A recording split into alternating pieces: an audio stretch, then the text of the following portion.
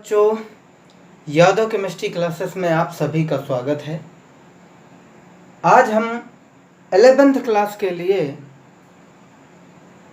Chemistry का lecture लेकर के आए हैं। ये आपका फर्स्ट लेक्चर है 11th क्लास के लिए केमिस्ट्री का। आज हम केमिस्ट्री के बारे में जानेंगे क्योंकि आप सभी ने एक बहुत ही अच्छा सब्जेक्ट लिया है। जब आप हाई स्कूल में पढ़े तो साइंस पढ़े, केमिस्ट्री भी उसमें थी, थोड़ी बहुत मात्रा में आपने पढ़ी, आपको बहुत सारी कठिनाई आई, कठिन लगी होगी, कुछ को सरल लगी, कुछ को कठिन लगी। अब ये तो पढ़ने और पढ़ाने के आधार पे है कि आपने कैसे पढ़ा है और पढ़ाने वाले ने कैसे पढ़ाया है। बात करते हैं कि आखिर जब आपने 11th में मैथ्स या बायोलॉजी ली है, उसमें केमिस्ट्री का एक पेपर है और ये केमिस्ट्री बहुत ही अच्छा सब्जेक्ट है। आप कभी भी इसको बोरिंग सब्जेक्ट नहीं कह सकते, कभी भी आपको इसमें बोरियत महसूस नहीं हो सकती। अगर आप सीखना चाहेंगे और सीखने का प्रयास करेंगे तो एक समय आएगा कि जब आपको केमिस्ट्री पढ़ने का इतना मन लगेगा कि आप केमिस्ट्री का जो बैच है उसको छोड़ने का मन नहीं कर सकते। केमिस्ट्री एक ऐसी चीज़ है कि आप एक बार मन लगा लेंगे, वो इतना अच्छा सब्जेक्ट है। आपको थोड़ा सा जब समझ में आने लगेगा, आप कहीं भी होंगे, केमिस्ट्री का मेरी क्लास छूटनी नहीं चाहिए, आप ऐसा मन में लाएंगे। बहुत अच्छा सब्जेक्ट है केमिस्ट्री, आपको बहुत कुछ सिखा सकती है इस आपके लाइफ में, जो कि आपके लाइफ के लिए बहुत ही इम्पोर्टेंट है, क्योंकि केमिस्ट्री ही इम्पोर्टेंट है इस लाइफ के लिए। और आपकी शुभकामनाएं हैं, आपके सभी के लिए उज्जवल भविष्य की हम कामना करते हैं। और मैं आपके निस्वार्थ भाव से आपको प्रयास करूंगा कि आप बहुत ही अच्छे बने, बहुत ही अच्छा आगे बढ़ें, बेहतर पढ़ेंगे, बेहतर बनेंगे, ये हम कहेंगे। आप बहुत ही अच्छे से रेगुलर वे में पढ़ाई करें और आप बहुत अच्छा आगे बढ़ें, बहुत अच्छा आगे अपने फ्यूचर को ब्राइट करें। और हमारी आपके लिए शुभकामनाएं हैं। चलिए हम बात करते हैं आज केमिस्ट्री का। जो आपका लेक्चर है, पहला लेक्चर है, लेक्चर बाय लेक्चर होंगे 1 2 3 करके, और फर्स्ट लेसन में पढ़ा रहेगा, सबका लेसन फर्स्ट पढ़ा रहेगा और लेक्चर 1 2 3 करके आएंगे। कुछ में आपको बेसिक बताएंगे, इसके बाद हम लेसनों को स्टार्ट करेंगे। तो आइए चलते हैं। देखिए, आपने बहुत ही अच्छा सब्जेक्ट चूज कर लिया है, बहुत अच्छी बात है, आपको बधाई हो इस केमिस्ट्री को चूज करने के लिए, क्योंकि ये जीवन को सही तरीके की जो शैली है जीने की वो सिखाती है। ये मैं इसलिए नहीं बोल रहा हूँ बेटा कि आप मेरे चैनल को देखोगे या मेरे बैच में आओगे, कोचिंग में आओगे तो आपको बेनिफिट होगा और साथ में हमें भी होगा। अरे भैया, हमसे ज़्यादा तो आपको बेनिफिट होगा। अगर आप हमको आकर के हमारे पास पढ़ेंगे तो हमको तो सिर्फ फीस देंगे, उसमें से भी मेरा मेहनत लगी है और मेरे जो कोचिंग का किराया है, वो ढेर सारी समस्याएं, वो सारी चीज़ों में आपका पैसा खर्च जाता है। लेकिन आपने बहुत अच्छा नॉलेज ले लिया, ये एक बड़ी बात हो गई। चलिए, हम केमिस्ट्री को अगर लिए हैं तो केमिस्ट्री को समझना बहुत ज़रूरी है। केमिस्ट्री क्या है, केमिस्ट्री होती क्या है, और ये कितने नंबर की आने वाली है, हमारे में लेसन कितने हैं, हमको इस साल पढ़ना क्या है, ये बहुत ज़रूरी है। हमें ये जानना प्रत्येक स्टूडेंट के लिए इतना ज़रूरी है, बहुत ज़रूरी है कि हमको क्या पढ़ना है इस साल भर में। बहुत बढ़िया, आइए देखिए, सबसे पहली बात तो ये है कि जैसे ही आपने मैथ्स लिया अथवा में बायो लिया, लेकिन आपका इसमें से कोई भी आप ग्रुप के आप स्टूडेंट हैं तो आप साइंस वर्ग के स्टूडेंट कहलाएंगे। इस साइंस वर्ग में आपका एक सब्जेक्ट होता है केमिस्ट्री, जो आपको 70 मार्क्स का पेपर करना पड़ता है इंटरमीडिएट में, 11th में भी होता है। अच्छा, केमिस्ट्री का 70 नंबर का आएगा, 30 नंबर का प्रैक्टिकल रहेगा। इस केमिस्ट्री में क्या है, केमिस्ट्री क्या होती है और हमें इसको पढ़ेंगे कैसे और कितना पढ़ना है, एक दिन की बात नहीं, एक साल में कितना पढ़ना है। तो हम यहाँ पर सबसे पहले यही डिस्कस करेंगे कि 11th की केमिस्ट्री में आप पहले इसके सब्जेक्ट को समझिए। सब्जेक्ट को अच्छे से समझने के लिए आप देखिएगा, आपके एक बुक आपकी फर्स्ट है और एक बुक सेकेंड है, 2 बुक्स हैं आपके पास 11th क्लास के लिए, वही 12th के लिए भी 2-2 तो रहे। 11th में 2 बुक्स हैं। इस पहले वाली में 1 से 7 तक के लेसन है और इस सेकेंड वाली में 7 तक यहाँ हो चुके, 8वीं से यहाँ पर 14 तक के दिए हुए हैं लेसन।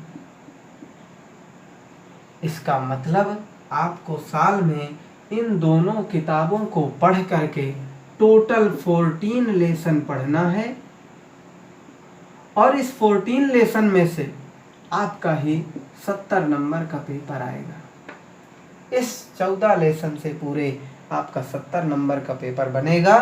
बुक फर्स्ट में टोटल 7 लेसन है, सेकंड में 7 लेसन है, 7-7 करके डिवाइड करके टोटल 14 लेसन है। 2 बुक में बांट दिए गए हैं, टोटल 70 नंबर का आता है, एक ही पेपर होता है।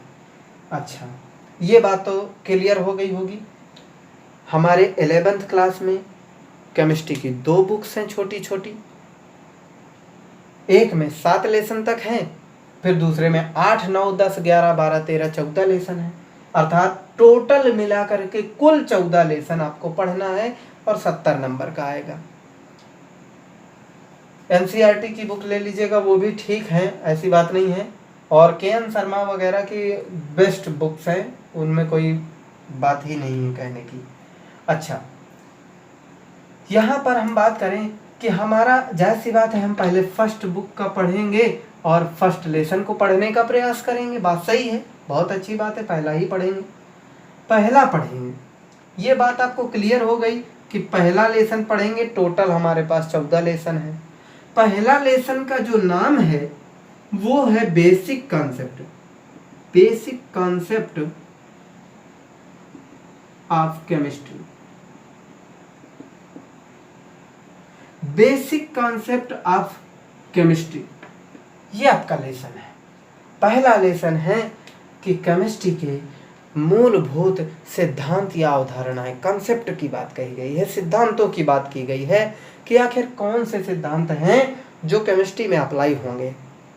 ठीक, बहुत अच्छी बात है। केमिस्ट्री का बेसिक कॉन्सेप्ट ऑफ केमिस्ट्री, ये आपको बेसिक कॉन्सेप्ट से मूल अवधारणाएं, कुछ मुख्य सिद्धांत आपको जो केमिस्ट्री में अप्लाई हैं वो आपको सीखने को मिलेगा इस लेसन में। लेकिन इस लेसन को समझने के लिए और भी डायरेक्टली आपको इस लेसन को हम नहीं पढ़ाएंगे। इस लेसन को समझना है क्योंकि लेसन न्यूमेरिकली बेस्ड है, कुछ कॉन्सेप्ट हैं, फिर उनमें न्यूमेरिकल्स हैं, तो वो प्रॉब्लम कर जाएगा आपको, क्योंकि आप NO2, CO2, SiO2 ये सारी चीज़ें आप जानते नहीं हैं, और मैं डायरेक्टली जब इसको समझाऊंगा और परमाणु भार, एटॉमिक वेट आएगा, एटॉमिक नंबर आएगा, ये ढेर सारी जो प्रॉब्लम बनेंगी ना आपको, ये इस लेसन को समझने में इरिटेट करेगा और आप सोचेंगे अरे यार इतना झमेला है, कहाँ हम फंस गए हैं, बहुत कठिन है, बहुत कठिन है, ये तो हमको समझे में नहीं आ रहा। और सर बोलते थे बहुत सरल है। काहे भैया, कठिन तो लगेगा ही। आप हाइड्रोजन, हीलियम, लिथियम तो जानते हैं, हम पूछें आपसे कि भैया निकेल का परमाणु क्रमांक कितना है, कहेंगे ऐसे कोई ऐसे गिनेगा, और फिर कहेगा, फिर भूल गया, तो फिर शुरू करेगा, और फिर पहुंचेगा लगभग 25-26 तक में, किसी एक को भूल गया तो कहेगा 26, 2 भूल गया, है ना, बोलेगा 27। तो बहुत सारी समस्याएं, बता नहीं पाएगा, बनेगी मुसीबत, नहीं बन पाया, परमाणु भार नहीं पता है हम कहें भैया बताओ फास्फोरस का परमाणु भार कितना है, यहाँ न्यूमेरिकल में यूज होना, हम लिखेंगे 31। तुम उस टाइम पे कहोगे अरे यार सर जी हमको तो पहले याद करा देते तो बढ़िया रहता। वो सारी समस्याएं इस लेसन को अगर हम स्टार्ट करते हैं तो आ जाएंगी, और हम नहीं चाहते कि फर्स्ट लेसन को समझने में आपको किसी भी प्रकार की प्रॉब्लम हो और आप उससे मन हटा लें। और पढ़ना तो मजबूरी में पड़ेगा, लेकिन आपका मन नहीं लगेगा। जब मन नहीं लगेगा तो बहुत सारी समस्याएं, बिल्कुल भी आप उस सब्जेक्ट को ध्यान नहीं दे पाएंगे। लेकिन वहीं पर ऐसा कोई काम किया जाए कि सब समझ में ही आ जाए, जैसे ही कोई चीज़ बताई जाएगी आपको समझ में आने लगेगा, समझ में आपका पढ़ेंगे, पढ़ने का मन करेगा। तो समझ में कैसे आएगा? समझ में वो ऐसे आएगा कि जो हमने कहा कि जो प्रॉब्लम्स आ रही हैं उन्हीं प्रॉब्लम्स को हम पहले ही सॉल्व कर लें। और वो प्रॉब्लम सॉल्व होंगी बेटा इलेक्ट्रॉनिक विन्यास से, परमाणु क्रमांक याद करने से, और वो हम सारी चीज़ें आपको सिखाएंगे। परमाणु क्रमांक भी सिखाएंगे, इलेक्ट्रॉनिक विन्यास भी सिखाएंगे, एसपीडीएफ में इलेक्ट्रॉनिक विन्यास भी सिखाएंगे, और परमाणु भार भी आपको सिखा देंगे। और उसके बाद आप चाहे फर्स्ट लेसन पढ़िए चाहे चौथा लेसन पढ़िए, सारे लेसन आपको क्लियर होंगे। किसी भी लेसन में आपको कोई समस्या नहीं बनने वाली है। समस्या तभी बनती है जब कोई टीचर आपको सीधे पहले लेसन में जा करके भेड़ देता है, जाओ भैया, है ना। प्रॉब्लम ये है कि अगर ये ईंट का गट्ठर रखा हुआ है, इसमें 10,000 ईंटें रखी हैं, 11,000 ईंटें रखी हैं। अब ये ईंटें रखी हैं, आपको जाए सीधे कहा जाओ भैया इनकी ईंटें ढो करके उधर रखो, जाएंगे आप उठा के ईंटें रखते जाएंगे। आपके मन में टेंशन बनती जाएंगी कि भैया कितनी देर तक रखना है, उसने तो बताया नहीं। कितनी ईंटें रखनी है ये भी नहीं बताया, कितनी देर तक रखनी है ये भी नहीं बताया। ईंटें तो भैया 11,000 है, इतना आसान थोड़ी है ढो लेंगे, समस्याएं बाधित बनेंगी। अभेर दिया ले भैया जाओ, आप कहेंगे अरे यार मैं कहाँ फंस गया, जाऊं बंद करूं क्या सर, अब हो गया, बहुत बहुत ढो लिया मैंने, थक गए। लेकिन अगर आपको क्लियर कर दिया जाए कि नहीं सिर्फ 500, आप बड़ी उत्सुकता से, अगर आपको बताया नहीं गया कि 500 ईंटें रखनी है यहाँ से वहाँ, तो आप 10 ईंटें लेकर के रखेंगे, 20 ईंटें 50 ईंटें रखने के बाद आप सोचने लगेंगे, आपके मन में एक प्रॉब्लम आएगी कि यार हमको कितनी देर तक रखना है, कब तक रखता रहूँगा मैं इस तरह, यहाँ तो फिर इस तरह बहुत सारी रखी हैं, मैं इस तरह कैसे कब तक रखता रहूँगा यार, और कब तक और कितनी, समस्या बनी। अगर वहीं आपको बता दिया जाए कि सिर्फ 500 ईंटें आपको रख देनी हैं, आप बहुत ही खुशी से, अगर आपको 100 रुपये भी मिलना होगा, बहुत ही खुशी से कि सिर्फ 500, एक बार में हम 3-4 ठो ले जाते हैं।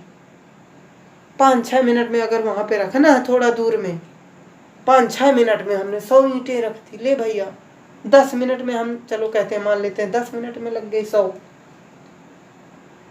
500 ईंटें 1 घंटे में रख दिया, फुर्सत 1 घंटे में रख दिया 500 ईंटें, खुशी आ गई, मन में पहले से ही टेंशन आ गई, खुशी आ गई कि हम तो बहुत जल्दी रख लेंगे 500 ईंटें। जब 1 मिनट में हम रख ले रहे हैं काफ़ी कुछ ईंटें, तो हम 500 ईंटों को बड़ी आसानी से रख सकते हैं 1 घंटे में।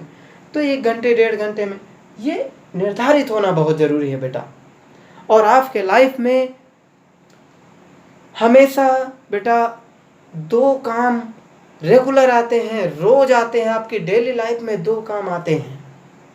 एक होता है आपका जरूरी काम, नेसेसरी वर्क होता है, और दूसरा अननेसेसरी वर्क होता है जो अनिवार्य आपके लिए नहीं है, फिर भी आप करते हैं, जैसे मोबाइल वगैरह चलाना।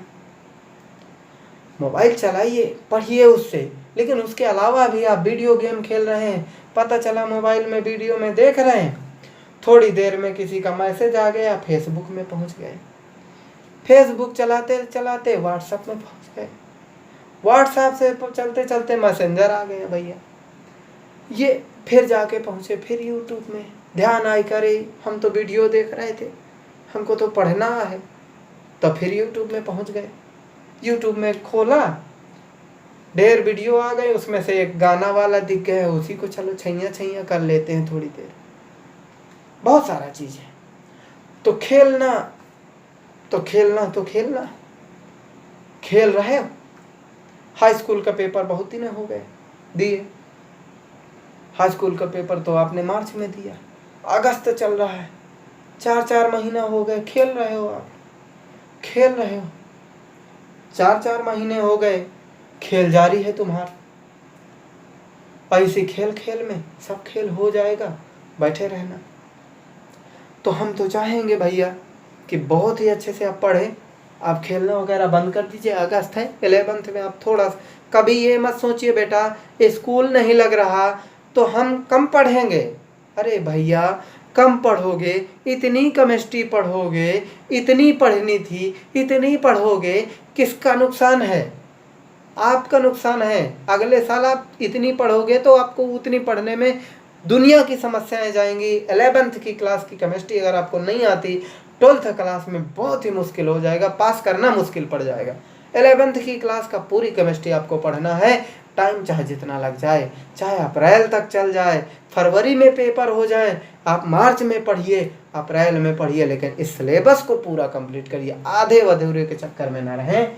चलिए ज़रा देखते हैं। बहुत हो गया, समझ में आ गया होगा अगर हमारी बात, तो बहुत अच्छी बात है। मैं एक बात कहूँगा बेटा, आप रेगुलर में काम करें।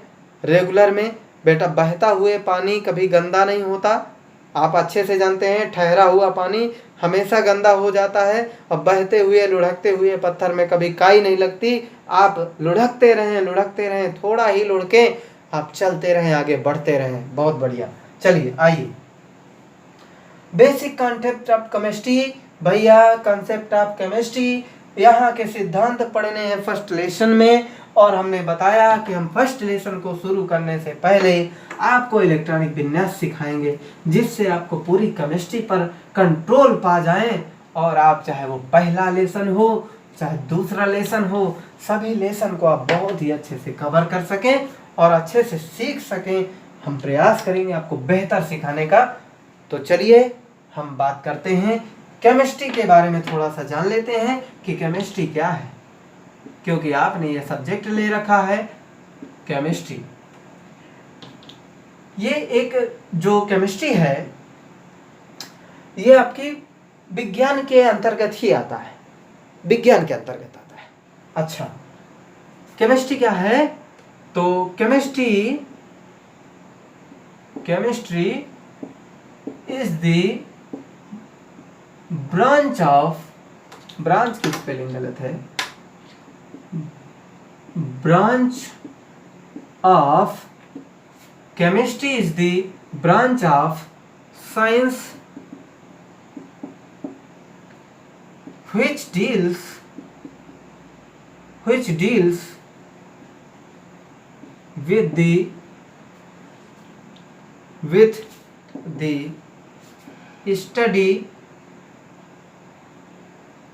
study of matter.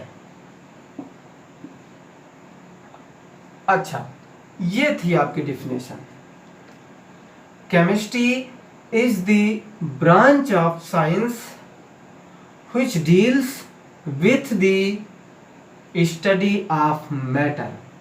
यहां पर अच्छे से देखिए, जो विज्ञान की एक शाखा है, chemistry is the branch of science, विज्ञान की ही रसायन विज्ञान एक शाखा है जो हमको पदार्थ के बारे में स्टडी कराती है।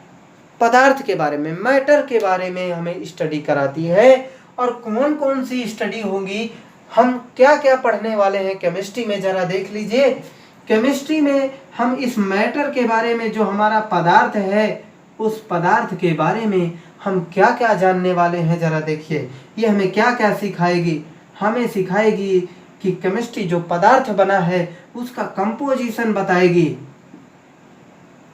कि आखिर ये किस किस चीज से कितनी मात्रा में, किसका रेशियो कितना है, और मिल करके कंपोजिशन हो करके कोई पदार्थ का फॉर्मेशन हो रहा है, निर्माण हो रहा है। ये कंपोजिशन बताएगा, केमिस्ट्री ही सिखाता है हमको। अच्छा, प्रिपरेशन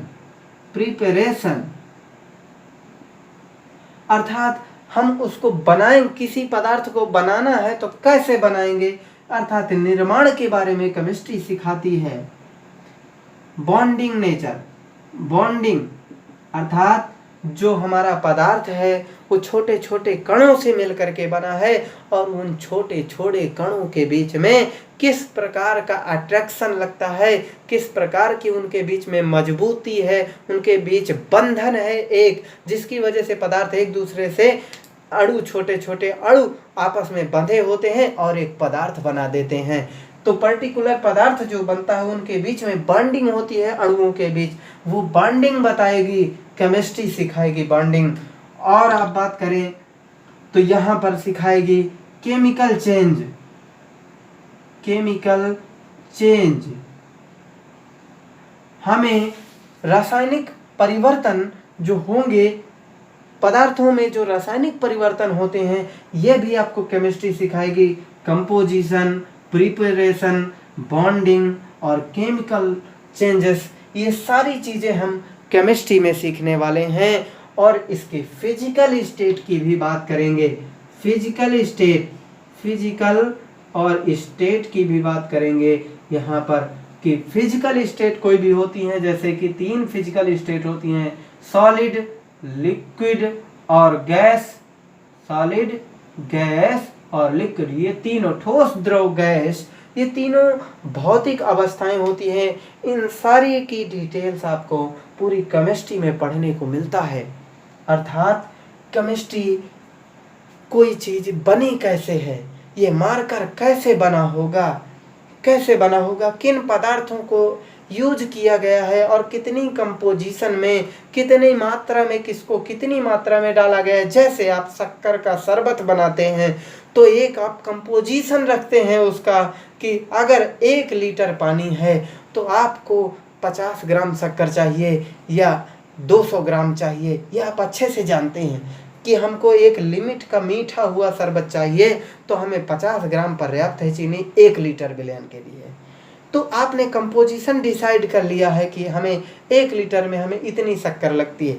यहाँ पदार्थ की, किसी भी पदार्थ के बारे में कंपोजिशन केमिस्ट्री सिखाती है आपको, किसी भी पदार्थ की। अब पदार्थ क्या होता है भैया, एक प्रश्न जरूर उठेगा आपके मन में कि हम तो सर अभी पदार्थ में हमको थोड़ा सा डाउट है कि मैटर क्या होता है, पदार्थ क्या होता है, सब्सटेंस क्या होता है, हम नहीं समझ पा रहे हैं। बेटा ये जो मैटर है इसी को हम पदार्थ कहते हैं, इसी को हम सब्सटेंस कहते हैं, सब्सटेंस कहते हैं। और इसी को हम, ये जो सब्सटेंस है इसी को हम द्रव्य कहते हैं, द्रव्य। ध्यान दीजिएगा, ये द्रव्य है और ये जो लिक्विड है वो आपका द्रव है, द्रव, ये द्रव है, ये द्रव्य है। अर्थात कोई भी जो पदार्थ है वो द्रव्य है, लेकिन जरूरी नहीं है कि वो द्रव अवस्था में हो। ये जो द्रव है वो एक स्टेट है, फिजिकल स्टेट। अर्थात जैसे पानी होता है वो किस अवस्था में है, द्रव अवस्था में है। लेकिन जो लोहा होते हैं, जैसे मान लीजिए ये मार्कर है, ये द्रव अवस्था में नहीं है लेकिन द्रव्य है। अर्थात ये पदार्थ है, सब्सटेंस है, द्रव्य है लेकिन द्रव नहीं है। ध्यान दीजिएगा, ठीक है। कोई भी पदार्थ द्रव्य होगा, द्रव्य ही कहलाएगा, लेकिन जरूरी नहीं है कि वो द्रव स्टेट में हो। बात समझ में आई बेटा? बात क्लियर है? इतनी समझ में आ रहा है? जिसको भी कोई भी प्रकार की स्पीड में कोई समस्या होगी तो वो जरूर कमेंट करके हमको बताए कि सर हमको इसमें प्रॉब्लम आ रही है या हमको इंग्लिश में प्रॉब्लम आ रही है। वैसे तो मैं जनरली आपको सभी की इसकी हिंदी भी बताया और इनकी भी हिंदी बताया, फिर भी अगर आपको कोई भी समस्या है आप ज़रूर एक बार मुझे अवगत कराएं, फ़ोन करके करें, कमेंट करें, ये नंबर लिखा हुआ है, व्हाट्सअप कर सकते हैं। जो भी आपकी प्रॉब्लम है ज़रूर हमें पर्सनली आप व्हाट्सअप करिए, कोई दिक्कत नहीं है। कहीं पर आपको संकोच करने की ज़रूरत नहीं है। आप बिल्कुल बताएं कि सर हम फलाने स्टूडेंट बोल रहे हैं और 11th क्लास के, हमको सर ये प्रॉब्लम आ रही है, आप उसको बताएं। बिल्कुल, आप किसी भी स्टूडेंट कहीं पर भी पढ़ रहे हों, आप अतर्रा के हैं, किसी भी कोचिंग के पढ़ रहे हैं, कहीं पर भी आप जा रहे हैं, आगे चल के आप कहीं भी जाएंगे, मुझे कोई दिक्कत नहीं है। आपकी अभी की समस्या हम सॉल्व करेंगे। अगर आप बोलेंगे कि हमारी ये प्रॉब्लम है, मैं उसको सॉल्व करूँगा, वो चाहे अतर्रा का स्टूडेंट हो या अदर किसी भी जगह का। अच्छा, यहाँ पर बात करते हैं कि पदार्थ क्या होता है। सारी चीज़, पूरी दुनिया पदार्थ से बनी है, पूरी दुनिया द्रव्य से बनी है, मैटर से बनी है, सब्सटेंस से बनी। बेटा हम बार बार अलग अलग नाम बोल रहे हैं, लेकिन आप ध्यान से देखिएगा, पूरी दुनिया मैटर से बनी है, पूरी दुनिया पदार्थ से बनी है, पूरी दुनिया सब्सटेंस से बनी है, पूरी दुनिया द्रव्य से बनी है। मतलब सीधी बात एक बात, सीधी बात एक बात, पदार्थ ही बोल तो रहे हैं। पूरी दुनिया हमारी पदार्थ से बनी, पूरा विश्व हमारा पदार्थ से बना है। ध्यान से आप ये मत टेंशन में लाइएगा बेटा कि हम तो पदार्थ की परिभाषा भी हमको लिखा दीजिए सर, हम तो पेपर में आ जाएगी तो हम कैसे लिखेंगे। परेशान मत हो, जो आपके पेपर में आएगी उनकी डिफिनीशन हम लिखाएंगे। ये पेपर में नहीं आएगा, ये आपको जानकारी नहीं है, ये जानकारी आपको नहीं है, इसलिए हम पदार्थ के बारे में बता रहे हैं। क्योंकि केमिस्ट्री का जहाँ से स्टार्टिंग है, केमिस्ट्री का सी से स्टार्टिंग है, वो मैं आज सी आपको पढ़ाने वाला हूँ और पढ़ा रहा हूँ। केमिस्ट्री का शब्द ही मैं आज पढ़ा रहा हूँ। केमिस्ट्री कहाँ से आपको दौड़ाएगी आगे, मैं वो चीज़ें आपको दौड़ाऊंगा, उस रास्ते पर ही ले जाऊंगा, और वहीं से जहाँ से रास्ता स्टार्ट होता है केमिस्ट्री का, मैं वहाँ से स्टार्ट कर रहा हूँ। बहुत ही अच्छे से समझें, एक एक लेक्चर को पढ़ते चले चलें, बहुत ही मजबूत हो जाएंगे, कहीं पर भी कोई समस्या नहीं आएगी आपकी केमिस्ट्री में। अच्छा, पदार्थ दुनिया में आपको जो भी दिख रहा है आपके सामने हो, चाहे बाल्टी में भरा पानी हो, चाहे दूध हो, चाहे शक्कर हो, चाहे तेल हो, चाहे कोई गैस हो, सारी चीज़ें पदार्थ हैं, वही हैं। छोटे छोटे पार्टिकल से बनी है, छोटे छोटे कण से बनी है, और बड़ा सा इकट्ठा जब हो जाता है हमको दिखने लगता है, और हम उस चीज़ को कह देते हैं पदार्थ। और नाम बनाई धरा लें, नाम कहेंगे ये गैस सिलेंडर है, ये कुकर है, ये मोटरसाइकिल है, ये मार्कर है, ये घड़ी है, ये फलाना, ये डिमका। तो वो प्रॉब्लम अलग है वो मनुष्य की कि वो क्या नाम धराता है। चलो बढ़िया है, नाम रखे रहो, कुछ भी रखे रहो, कोई दिक्कत नहीं। पदार्थ तो आप समझ गए होंगे मुझे लगता है। अच्छा, तो हम केमिस्ट्री हमको क्या क्या सिखा रही है पता चला बेटा। हमको बनाना, कोई भी चीज़ अगर हम बना रहे हैं तो कैसे बनेगी, कैसे बिगड़ेगी, कैसे टूट जाएगी, कैसे खराब हो जाएगी, ये सारी चीज़ें आपको केमिस्ट्री सिखाएगी। अच्छा, और एक बात, केमिस्ट्री जो आपकी 11th क्लास की है वो 3 पार्ट में बटी है। जो आपको 14 लेसन पढ़ने हैं ना, उसमें आपके 3 पार्ट में वो केमिस्ट्री है। पहली बात तो आपका फिजिकल पोर्शन है, फिजिकल केमिस्ट्री। अच्छा, दूसरी इनऑर्गेनिक केमिस्ट्री, और तीसरा है ऑर्गेनिक केमिस्ट्री।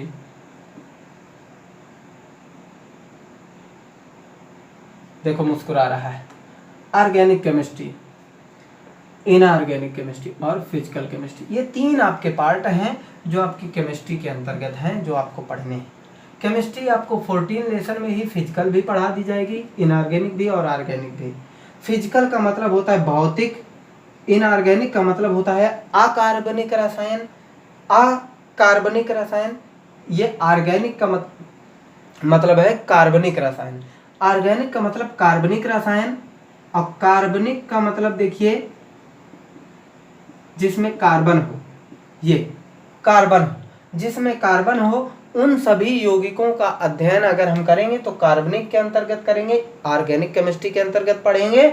और जिसमें इनऑर्गेनिक, अकार्बनिक, जिसमें कार्बन नहीं है, इसके अलावा जो एलिमेंट हैं, जो कंपाउंड्स हैं, उन सारे के बारे में अध्ययन करेंगे। जैसे कार्बन के कंपाउंड की बात करें, जैसे CH4 मीथेन कार्बन है, C2H6 एथेन कार्बन है, C2H4 ethylene, C2H2 acetylene, phenol, benzene, ये सारी चीज़ों में कार्बन है।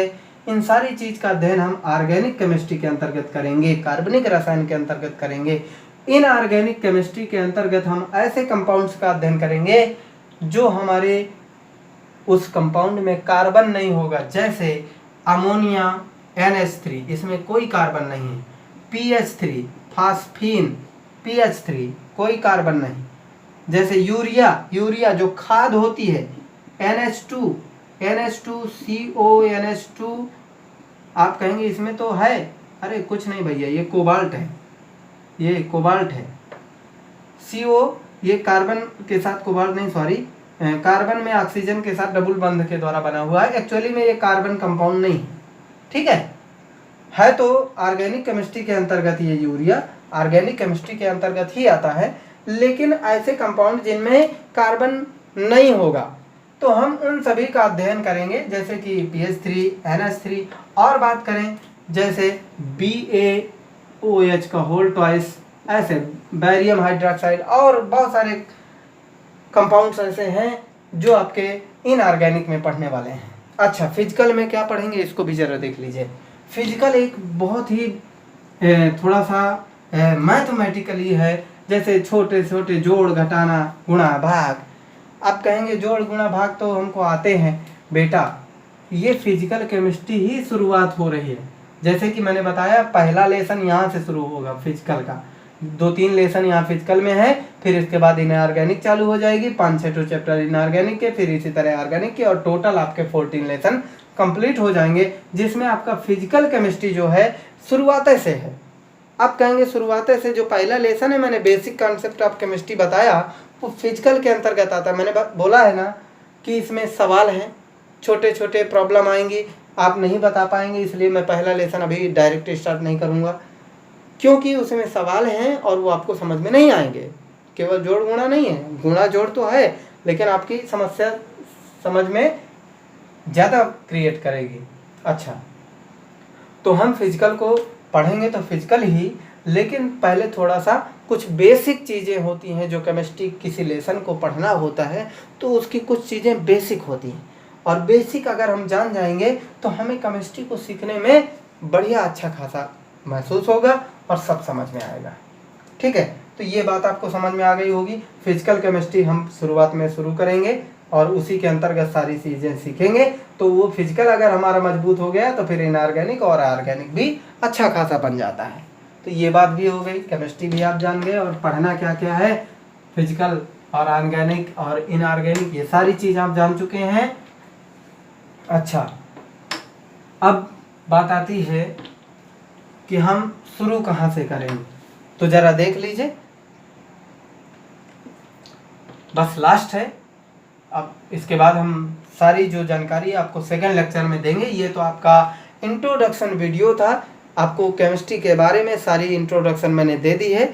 एक चीज़ और, केमिस्ट्री जो होती है, केमिस्ट्री बहुत पुराने समय से चली आ रही है, काफ़ी पुराने समय से, भले ही केमी शब्द से उत्पत्ति हो, कीमिया देश से, और काली मिट्टी इसका अर्थ होता है कीमिया, काले देश के लोग, वहाँ से ये स्टार्टिंग पॉइंट में आया है केमिस्ट्री शब्द की उत्पत्ति, इसी तरह से कुछ।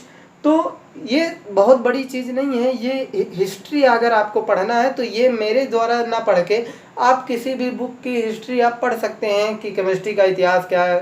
कई साइंटिस्ट आएंगे और कई अपनी अपनी थ्योरी रखेंगे, वो अपनी जगह है, लेकिन हमारा जो सिलेबस है हमें वो बहुत अच्छे से आना चाहिए। ये हिस्ट्री कोई बहुत बड़ी चीज़ नहीं है, हिस्ट्री तो आपको 2 मिनट पढ़ लेंगे वो सारी चीज़ें क्लियर हो जाएगी कि कब से चल रहे हैं, बहुत कई ईसा पूर्व से हैं, वो इतिहास हमें जानने की ज़्यादा ज़रूरत नहीं है। अच्छा, हम बात कर रहे हैं केमिस्ट्री अब शुरू करने की, तो हम शुरू कहाँ से शुरू करें। तो हम सबसे पहले, जैसा कि आपको बताया कि हम जो भी चीज़ इस दुनिया में देख रहे हैं वो सारा चीज़ है पदार्थ। तो ये मान लीजिए पदार्थ है। अब पदार्थ में तो जैसा कि हमने बोला कि कोई सा भी है वो सारा चीज़ पदार्थ है। तो मान लीजिए ये ईंटा है, ईंटा ब्रिक्स है ना, ये ईंटा है। अब ये ईंटा किससे किससे मिलके बनता है, एक तो होती है सॉइल मिट्टी, और दूसरी होती है सैंड, है ना, बालू, और वाटर भी होता है, वाटर मिला करके इसको गीला किया जाता है। यही सारी चीज़ें हैं और यही चीज़ें मिलकर के एक ईंट बना देती हैं साथ में ढाल के। बहुत बढ़िया ईंटा बन गया। आपने अच्छे से देखा इसको ईंटे को कि छोटे छोटे बालू के, छोटे छोटे मिट्टी के और छोटे छोटे पानी के जो मॉलिक्यूल हैं, यही मॉलिक्यूल आपस में मिल करके जुड़ करके मजबूती से जुड़ जाते हैं, जिसे हम ईंटा कह रहे हैं। कुछ पदार्थ हैं जैसे यही, ये छोटे छोटे पदार्थों से मिल करके बना हुआ है। आप जिस चीज को देखें वो सारी चीजें हैं छोटी छोटी कणों से मिल करके इकट्ठी हुई हैं, बना है। रोटी आपकी छोटे छोटे आटा के जो पार्टिकल हैं, छोटे छोटे महीन कण हैं, वो उनको आपने पानी डाल के मिला दिया, बॉन्डिंग बना दी, उनकी मजबूत हो गए, सेंक बेल दिया, रोटी बन गई।